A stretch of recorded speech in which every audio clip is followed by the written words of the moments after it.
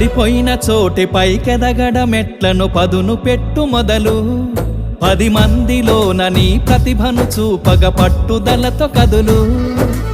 ఏలు పట్టి నడిపించునురా ఎదురైన అనుభవాలు వేల ఏండ్లు వర్ధిల్లునురా నీ విజయ జ్ఞాపకాలు